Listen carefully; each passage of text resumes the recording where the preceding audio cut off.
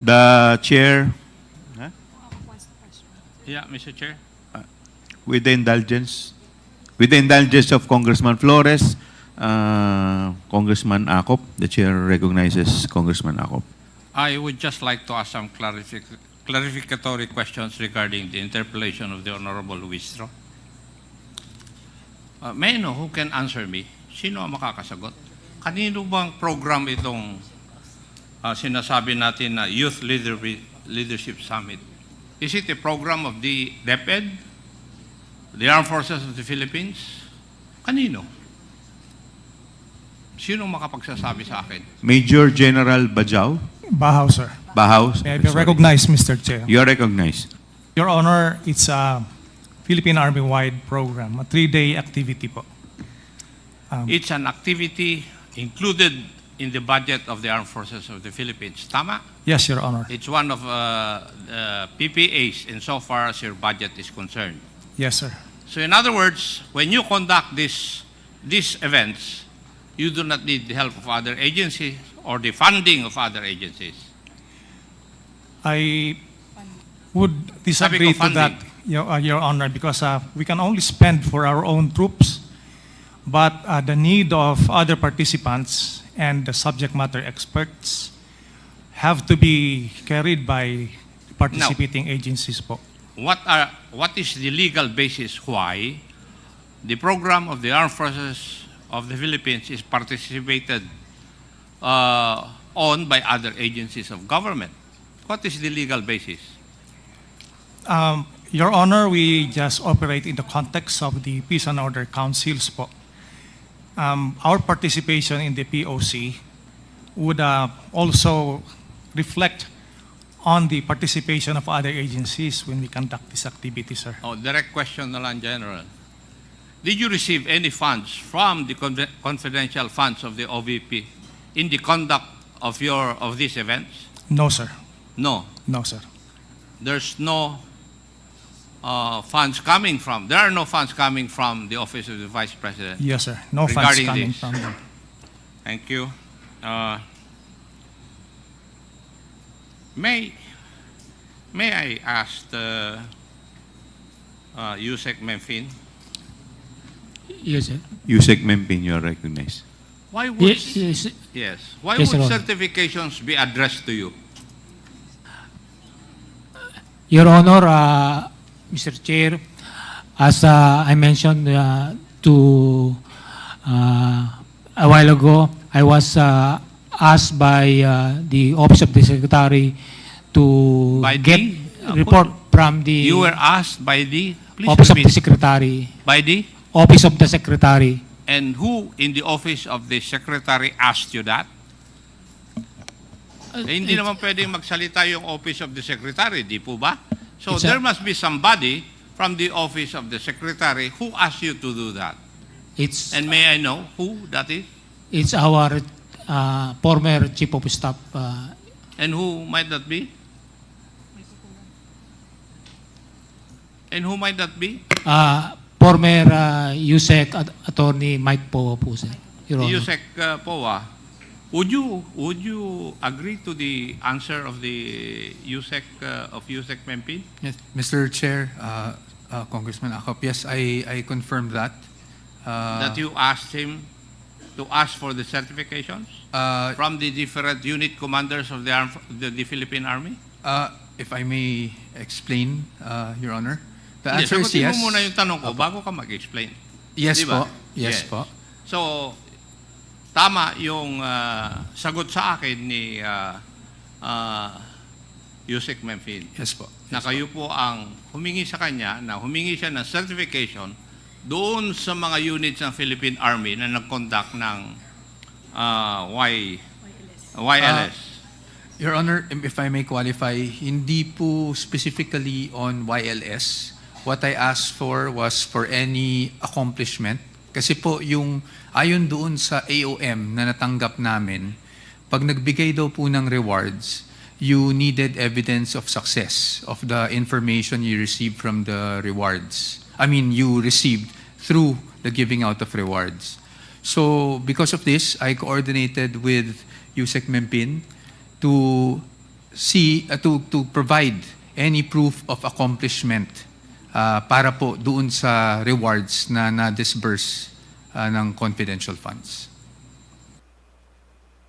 Thank you. And may I ask, you have been in the Army, Yusek Memphis, di ba? Yes, Your Honor, Mr. Chair. Ano po ang part ng programang wireless na may kasamang rewards? Could you please tell me which part of that program would require the giving or the awarding of rewards? Which part of the program would require the gathering of information? Kasi yun po yung purpose ng confidential fund ng Deped. 4 po yun. Now, which part of this? Your Honor, Mr. Chair, for the conduct of YLF per se, there's no, in that particular, any areas of that for the Yes. rewards, giving of rewards, Your Honor, Mr. Chair. Basahin ko man ng ilang beses yung programa na yon, walang nagsasabi doon na pwedeng gamitin yung confidential fund ng isang agency. Would you agree with me? Yes, Your Honor, Mr. Chair. Yes. So, Yusek po, mali po yun. Kasi kitang-kita naman na natin that you ask for these documents to support your liquidation insofar as the confidential fund of the Department of Education is concerned.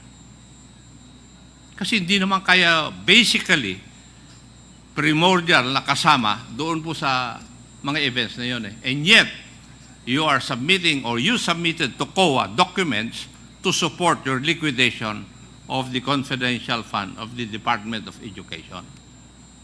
Wala Kahit na anong basa ko. Kasi, for your information, Yusek Powa, naging controller ako ng pulis kaya alam ko kung ano ang sinasabi nitong mga membro ng Philippine Army ngayon Alam ko rin na ginagamit nyo lang yun para i-justify yung expenditure nyo ng confidential fund ng Department of Education. Di ba? You just use that to justify your liquidation of the fund. Di po ba? Yes, Your Honor. Yes. If I may also just, if Your Honor would allow me, Mr. Chair. Sir Michael Powa, you're recognized. Basically, just to expound and just so I can inform the committee factually what happened. We received an AOM back in February asking for certain documents. One of which are the DEPs, which are the document evidence of payments. Another one would be for pag may rewards daw, kailangan daw po merong evidence of success. Because I am not aware on how the confidential funds are operationalized, I went to Yusek Mempin, who is our former security consultant, to ask if there would be any document that we would be able to show the COA na meron namang success on the premise that whatever activity was conducted on the ground by the military was targeted because of information received from Deped due to those rewards given out. Yun po yung pinanggagalingan ko. And when I received the certifications, I submitted them as such in response lang po to the AOM. Mr. Chair, just a clarification. No? I think Yes, Congressman Abante, you're I recognized. heard him mention that he is not aware of the nature of the confidential fund. Is that right? Not the nature, if I may clarify, Mr. Chair, not the nature, I understand the nature of confidential funds, but on how it is actually operationalized or used on the ground, under oath, I would like to state for the record that I'm really not aware. Hindi ko po nakita yung fund, hindi ko po alam kung paano siya ino-operationalize on the ground.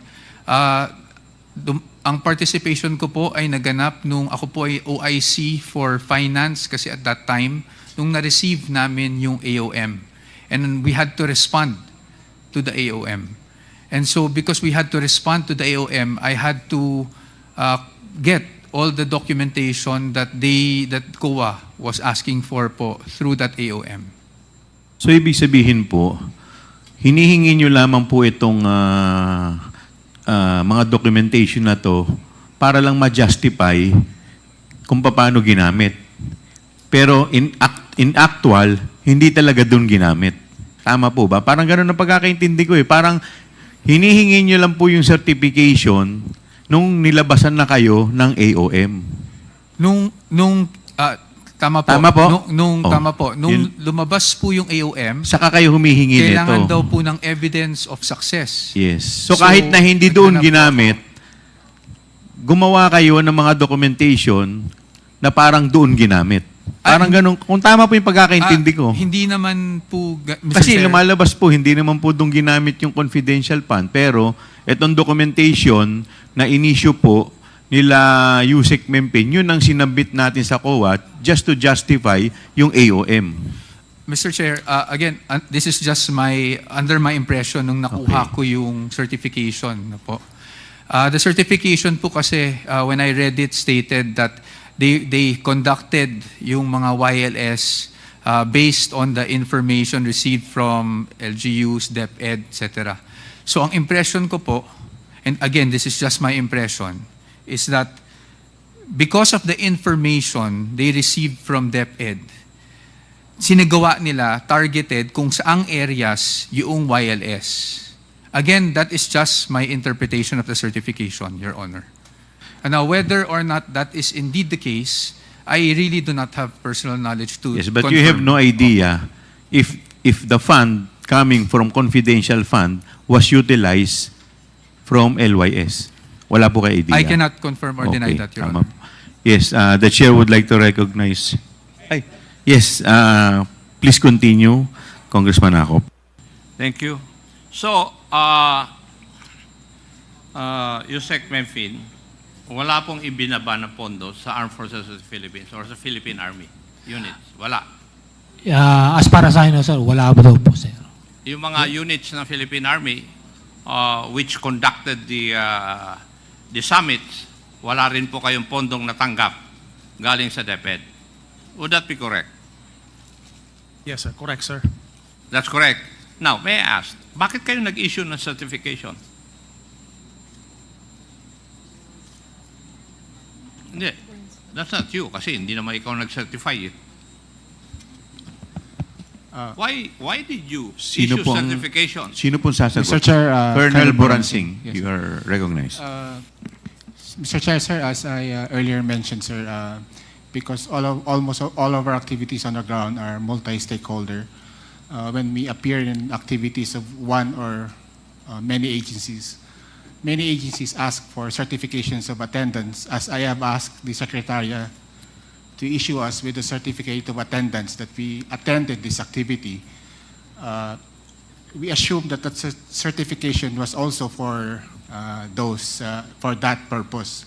So a lot of other national government agencies and local government units ask for certifications in that manner also. So you're trying to tell us that it was Yusek Memphine which required the submission of those certification. Siya po ba ang nag-require sa inyo? Yes, he asked, Mr. Chair. Yes, sir. Was it through a written document or what? He called our commander, sir. Ganun na po ba ngayon sa Armed Forces of the Philippines? Well, sir, the other agencies also, like for instance, the Department of, the regional offices of the Department of Agriculture, TESDA, they also text me during our activities. So I think it's an accepted mode of unofficial communication, sir.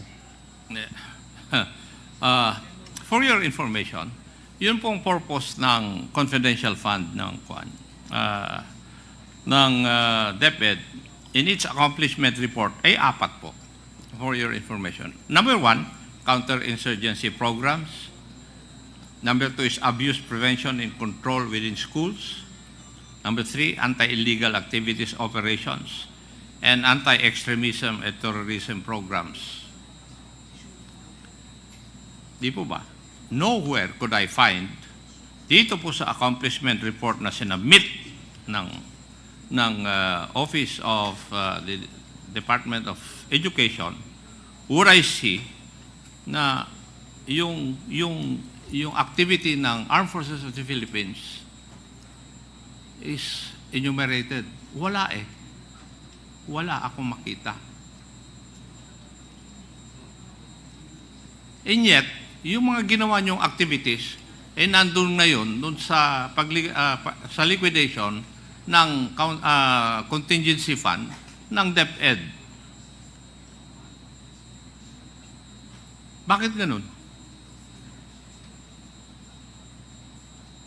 Yusek Mempin, did you not ask why? When you were asked to get certifications or to secure certifications from those units of the Armed Forces of the Philippines which conducted the YLS, hindi mo tinanong bakit? Your Honor, Mr. Chair, as former Yusek po mentioned, I was also informed that the Office of the Secretary needs some impact or outcome of the efforts of the Department of Education in terms of protecting the youth, including the out-of-school youth and some IPs. So I was not aware of that is the purely justification for the confidential fund. So I coordinated with the Philippine Army commanders, my former colleagues, to give feedback or in terms of certification that they have conducted YLS in coordination with various stakeholders to include Department of Education. So yun po yung parang pinaka-basis ng coordination ko po sa mga Philippine Army units na nandito po ngayon. Kasi maski sa certification, Yusek, wala rin akong nakitang na amount na nakalagay doon sa mga certifications ng mga unit commanders ng Philippine Army. Wala. So, may ibang purpose lang yung pagkuha nyo ng certification na yun. And as I've said, it is used to justify yung expenditure ng or pag-spend ng confidential fund ng Department of Education. Now, COA, would it be true na nagbigay po kayo ng CN o credit notice doon sa first 2 quarters ng use ng confidential fund ng Deped? Attorney Camora, you are recognized. Yes po, Mr. Chair. May I know the basis why nagbigay po kayo ng credit notice? Kasi what I know is if you give credit notice, everything is proper. Yes, Mr. Chair. Now, bakit po kayo nagbigay ng credit notice doon sa first 2 quarters? Since nag-submit po sila ng documents that we required in the AOM, we deem them okay na po for the compliance. Parang sa joint circular din, Yes, Mr. Chair. di ba? Yes, Mr. Chair. Actually, yun nga po, yung certifications is And- one of the requirements po. When I I say mean- parang sa joint circular, you do not do anything to find out whether the data or the certifications given you would be reasonable or true.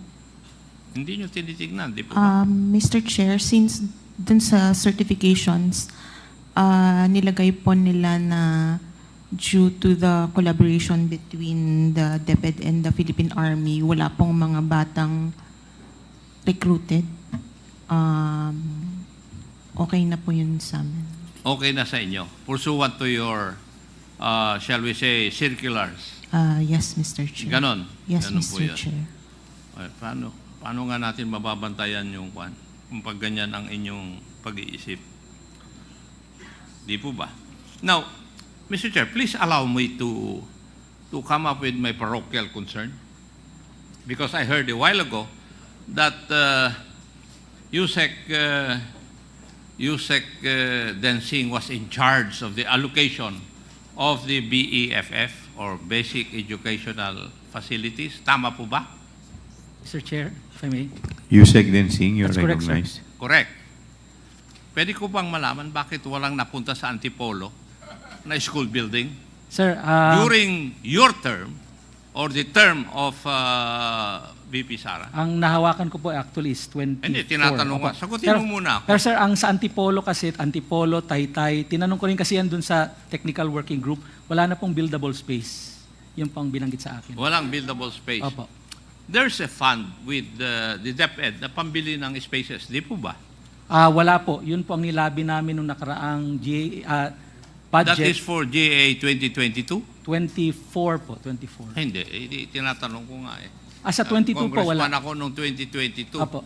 My wife was a congresswoman I wasn't there yet, but there was since no fund, sir. 2019. I was not there Pero yet. wala kaming natatanggap. Opo. Your records will bear me out. Opo. I As a matter of recognize. fact, the first time, 2022, nag-usap po tayo. Kasi kinausap po ninyo yung mga yung mga members ng parties. Di po ba? And we talk. Sinabi ko yung concern ko na yun. Opo. We did. In fact, nung ginawa nga nila, may mga districts nga, legislative districts na wala po. Now, may I ask you, Yusek Densing, is that following the mandate of the Constitution that you are supposed to equitably distribute government resources? That's the part of the criteria that I mentioned to the National Technical Working Group. Tinatanong nga kita eh. Opo. When you do not allocate school buildings doon sa isang lugar, is that equitable distribution? Again, sir, the problem was there are no buildable spaces in the area. Sino po ang nagsabi? Yung National Technical Working Group po. Itong 2024, humingi ako. Opo. 2024, humingi ako. There are buildable spaces, pero wala pa rin.